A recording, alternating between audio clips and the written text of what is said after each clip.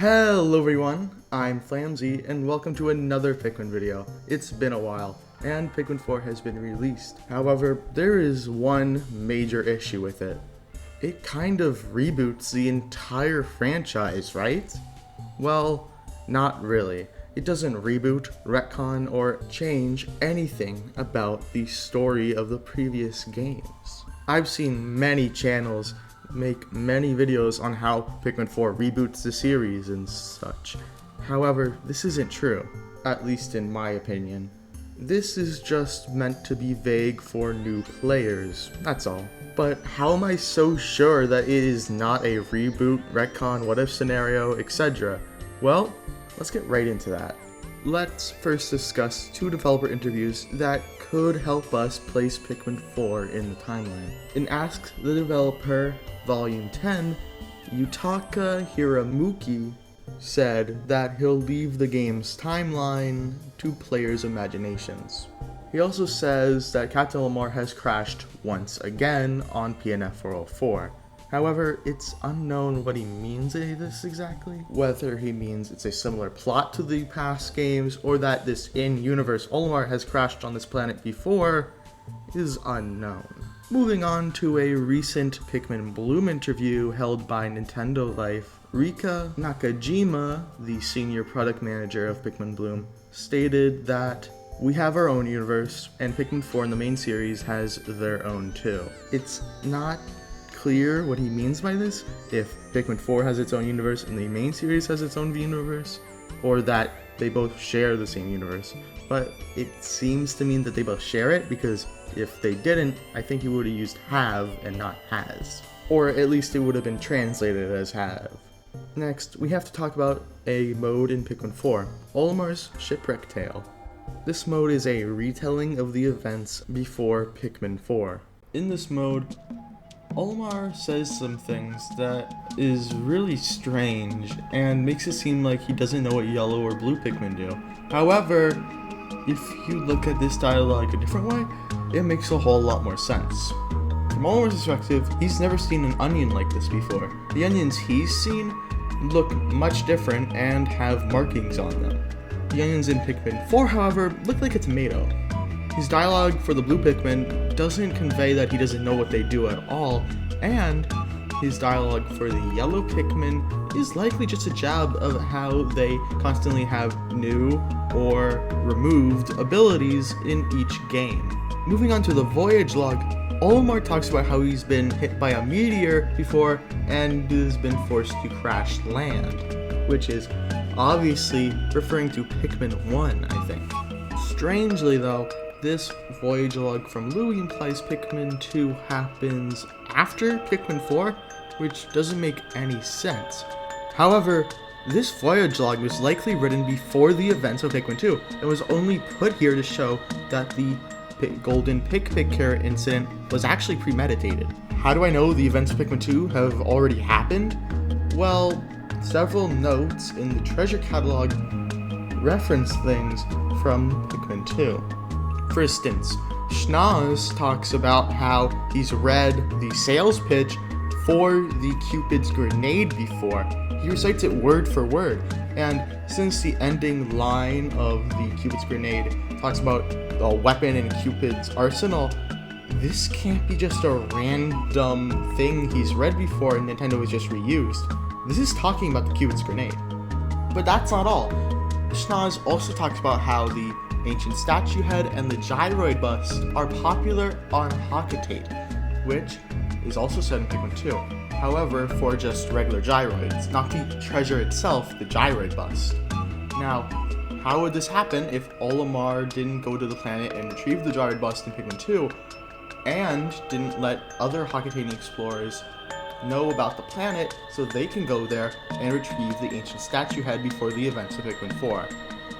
In fact, it seems that in this dialogue, Olimar was about to talk about the Space Bunny incident, and that he even knew that Louie might have caused it, which would be impossible if it didn't even happen yet. But I don't know if that was actually what he's going to say, I'm just speculating. Either way, it's pretty clear that Pikmin 2 has already happened and that Louis log is just old and just meant to tell us that the events were premeditated because, Louis is a jerk. The voyage log even suggests itself that it's in a non-chronological order. The Untitled log comes before Olimar ever mentions the house and way before he first enters the house. This could likely mean that this voyage log is a compilation of his notes from Pikmin 1, Pikmin 2, and his adventure in Pikmin 4. Now, I'm sure most of you have already seen this by now, but Pikmin 4 is very obviously a Pikmin 3 prequel. They constantly talk about how Cupid is on the verge of a food crisis, and Olimar even talks about how the Pikmin 3 main theme is a warning for the future, which it's all just super clear that this is a prequel to Pikmin 3. This doesn't contradict anything from Pikmin 3 though. In fact, it makes it make more sense since that's how they knew the planet was there in the first place. Not once does it ever mention that this planet was undiscovered before Pikmin 3, or that a Cupid has never touched down on the planet before Pikmin 3. However, this does contradict stuff in Pikmin 3 Deluxe, likely because Aiding, the third party that developed the port, didn't even know that Pikmin 4 was going to take place before Pikmin 3, which led to these mistakes. This probably means some elements of the port aren't canon, but I've tried my best to make explanations for them anyway. Some of them are a bit far-fetched, but I hope you think that these explanations are good enough so we can just continue playing Pikmin 3 Deluxe instead of having to boot up our Wii U again to play Pikmin 3. First off, in Olimar's assignment, Olimar states that the rock Pikmin are new. However, this doesn't make sense since he already discovered them in Pikmin 4, right? Well, rock Pikmin in Pikmin 4 are much darker and fill the niche of a black Pikmin, rather than the rock Pikmin in Pikmin 3, which are much more gray and fill the niche of a gray Pikmin, of course. This is likely what Olimar was referring to then, especially since he used the word these, as if he already knew that they existed before. This journal entry from Captain Olimar, which replaces one of the secret files, talks about how last time he was on this planet, he saved his company from debt. However, this doesn't make any sense since the last time he was on this planet was Pikmin 4, if Pikmin 4 is before Pikmin 3. The only way to solve this is that the company fell in debt once again while Olimar and Louis were on the planet in Pikmin 4, and that when Olimar and Louis returned the Hoggated Freight, they used the treasure the SS Shepherd gathered to pay off this second debt. And this would also mean that the debt in Pikmin 3 is their third debt.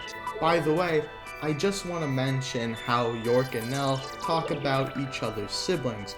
York says that Nell is related to some famous botanist, which would mean Brittany, and that York's younger brother is also good with machines.